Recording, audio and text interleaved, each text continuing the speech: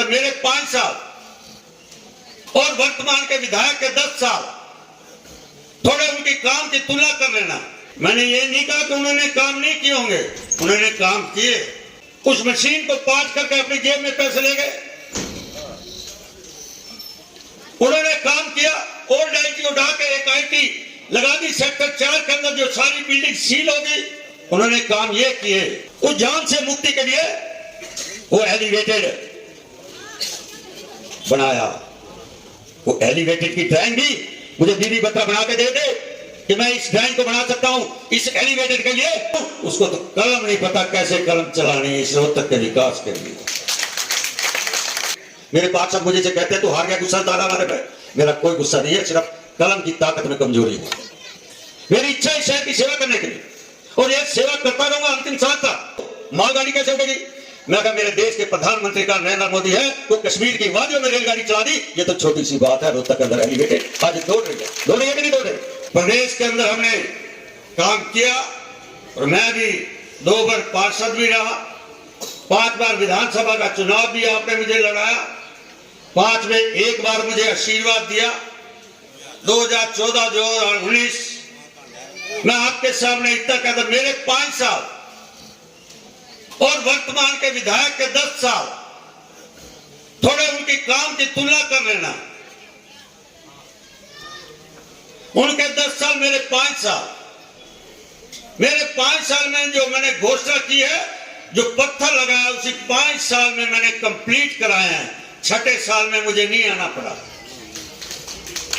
सबसे मुश्किल काम जो जनता को चाहिए थे, मैंने ये नहीं कहा कि उन्होंने काम नहीं किए होंगे, उन्होंने काम किए। शुगर मिल को शिफ्ट करके भाली में ले गए। भाली में 3 साल शुगर मिल चली नहीं, उस मशीन को पास करके अपनी जेब में पैसे ले गए। उन्होंने काम किया। ओल्ड आईटी उठा के एक आईटी लगा दी सेक्टर 4 के अंदर, जो सारी बिल्डिंग सील हो गई। उन्होंने काम ये किए, अपनी जेब में कितना जाए। और मेरा जो काम था आपके आशीर्वाद से, जैसा मुझे अभी सुरेंद्र बंसल जी कह रहे थे, विजय बाबा जी कह रहे थे, अनिल जी कह रहे थे, और सूरजमल जी कह रहे थे, ओल्ड डॉक्टर भीमराव अम्बेडकर से लेकर ओल्ड बस एलिवेटेड, जो नीचे 2-2 घंटे जाम लगे रहना, 2-2 घंटे जाम, उस जाम से मुक्ति के लिए वो एलिवेटेड बनाया। वो एलिवेटेड की ड्राइंग भी मुझे बीबी बत्रा बना के दे दे कि मैं इस ड्राइंग को बना सकता हूं इस एलिवेटेड के लिए।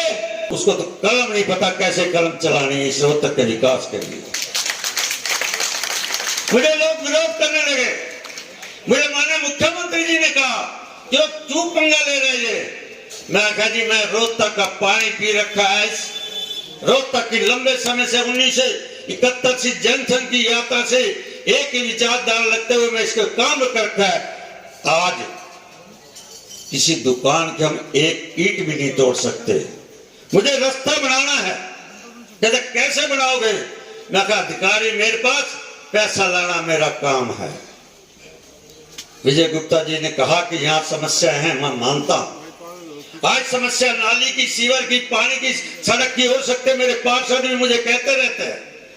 आप ये समझो जब मैं 5 साल आपने मुझे दिए, इस एलिवेटेड के लिए मेरे पास 1 रुपया भी नहीं था। जब मुझे वहां पर आपने 8 नंबर फ्लोर पर बिठाया, मेरे सामने टीवीएन प्रसाद फाइनेंस एशियस था।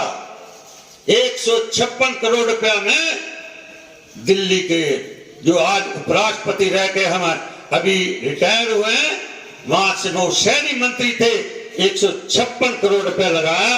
और आज 156 रुपए का करोड़ का आपको एलिवेटेड समय से पहले 2 साल के अंदर आपको रोड पर चला के दिखा दिया। चला के नहीं चला क्या? उमेद ही बैठे हैं। उमेद ही काठमांडी का पुल कितना समय लगा था? 6 साल। और दुकानें खत्म कर दी। मैंने एक भी दुकान किसी की नहीं तोड़ने दी, नीचे छाएं दी है। बिजली के बिल कम हो गए। और इसके साथ ये कच्चा बेली रोड से आपके दरवाजे पर लगा दिया है एलिवेटेड, वेस्ट कॉलेज के गेट के बाहर। मुझे विरोध किया कच्चा बेली रोड ने बढ़ानी, तो कांग्रेस भी चाहती थी। उस समय कांग्रेस के लोग भी बनाना चाहते थे, वो डर गए, वोट नहीं मिलेंगे। मैंने कोई वोटों की परवाह नहीं की। मुझे जनता कॉलोनी, सब्जी मंडी, अनाज मंडी, सुनारिया, इस गनौठी के अंदर लोग जाएं, इसलिए मैंने ये संकल्प लिया और ये एलिवेटेड तैयार हो चुका है। मात्र थोड़ा सा रुका हुआ है, वो भी इसलिए रुका हुआ है कि आज कान पकड़ने वाला अधिकारी को मेरे पास ताकत नहीं है। नहीं तो ये 2 दिन का काम था ड्राइंग का, 2 दिन में आज इसको 6 महीने हो गए। एक ड्राइंग की वजह से ये काम रुका पड़ा है। मित्रों, रेलवे एलिवेटेड, कल देश के गृह मंत्री जी इसका उद्घाटन करने वाले हैं। श्री लालनाथ हिंदू कॉलेज के अंदर लिंक के द्वारा फरीदाबाद से उद्घाटन करेंगे ऑनलाइन। और ये 315 करोड़ मुझे प्रदेश के मुख्यमंत्री ने दिए। मुख्यमंत्री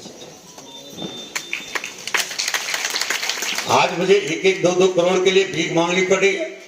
मेरे पार्षद मुझे से कहते हैं तू हार गया, गुस्सा तारा हमारे पे। मेरा कोई गुस्सा नहीं है, सिर्फ कलम की ताकत में कमजोरी है।